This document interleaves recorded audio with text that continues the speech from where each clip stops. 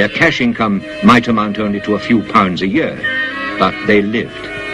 Nevertheless, such a living was tough and rigorous and exacting. The land is virtually waterless, and life meant an almost permanent state of movement, mile after mile, from one meagre grazing ground to the next.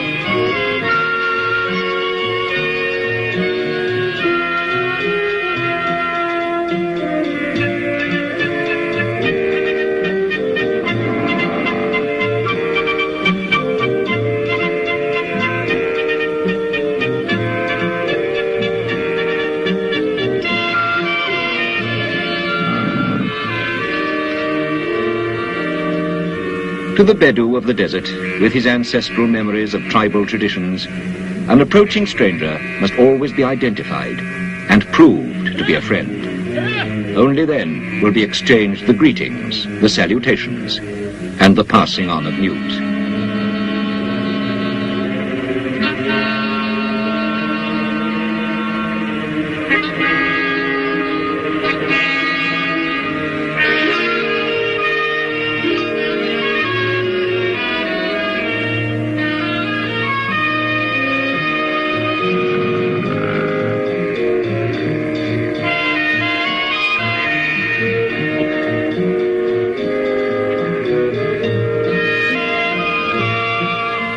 The Bedouin are a tough and durable people.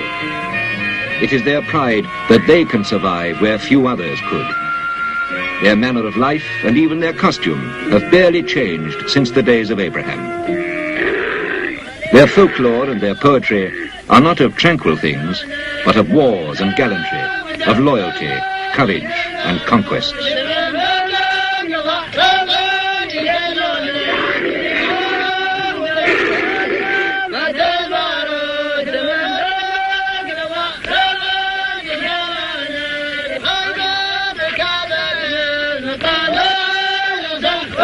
Water is scarce in the desert.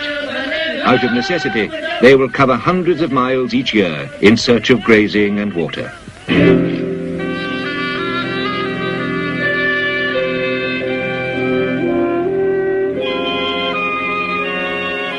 After the Second World War, the oil prospectors came back to the Gulf. Fields for development had already been established in Kuwait and neighboring Qatar.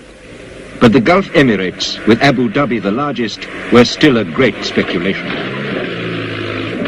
In 1949, after long surveys and tests, an oil company began to drill the desert 80 miles from Abu Dhabi town. That same year, the ruler formally declared sovereignty over Abu Dhabi's offshore areas. Then, in 1953, after 2 years of negotiations, he granted a concession to explore 12,000 square miles of seabed off the coast of Abu Dhabi.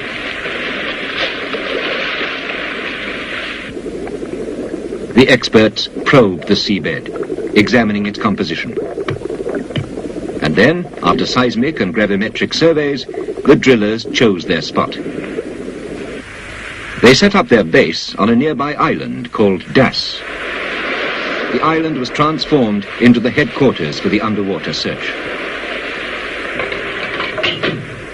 Experts from Europe and many other parts of the world started to descend on the desert island, which till then had only been inhabited by wild birds.